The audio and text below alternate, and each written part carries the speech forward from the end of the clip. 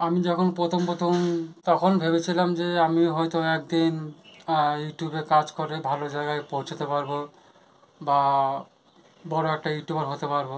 তাই ইউটিউবে কাজ করতে করতে হঠাৎ আমার কিছুদিন ইউটিউবে ভিডিও আপলোড করা হয়নি, আর যার কারণে আমার কিছু সাবস্ক্রাইব বা ওয়াচ টাইম অনেকটাই কমে আছে। তো আমি যা বুঝলাম যে যতটা সহজ মনে হয়েছিল ততটা সহজ না, অনেকটা কঠিন।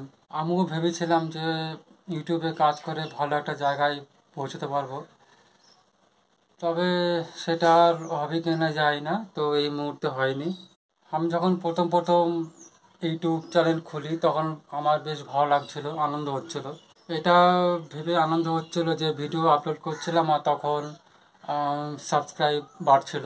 তারপর আমি অনেকগুলোই, প্রায় আমার ভিডিওগুলো দেখবে প্রায় 1 বছর 1.5 2 বছর হয়ে গেল আমি ইউটিউব ভিডিও ছেড়েছি। সেরকম আমার ভিউজ সেরকম আসেনি।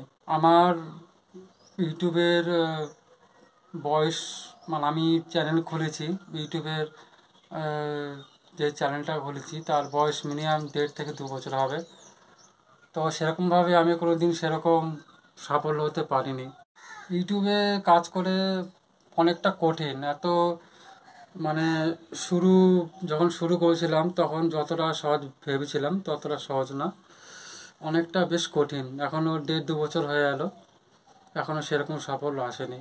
তার মধ্যে কিছুদিন ভিডিও আপলোড করা বন্ধ ছিল, কারণ হচ্ছে যে সেরকম সাবস্ক্রাইব বাড়ছে না বলে খুব একটু মন খারাপ হয়েছিল, যার কারণে ভিডিও আপলোড করা হয়নি। এই জন্য অনেকটাই সাবস্ক্রাইব বা ভিউজ অনেক কমে আছে আর কি। তো মুদ্রা কথা হলো যে অতটা সহজ না যতটা সহজ মনে হয়েছিল, যে ইউটিউবে কাজ করলে ভালো একটা জায়গায় পৌঁছতে পারবো বা কিছু একটা। তো আবার নতুন করে ইউটিউব ভিডিও আপলোড করা শুরু করলাম। তো তোমরা একটু সাপোর্ট করো প্লিজ। আর আমি জানি যে তোমরা সাপোর্ট করলেই আমি একটু এগোতে পারবো। আজকে বহুদিন পর বাড়ি আছি, মানে একটু তাড়াতাড়ি ছুটি হয়ে বাড়ি এসেছি, এই জন্য আজকে ভিডিও করার সময়টা পেলাম। আর তাছাড়া সময় মানে হয়ে ওঠে না আর কি ভিডিও করার সময় হয়ে ওঠে না, এই কারণে ভিডিও করার আপলোডও করা হয় না।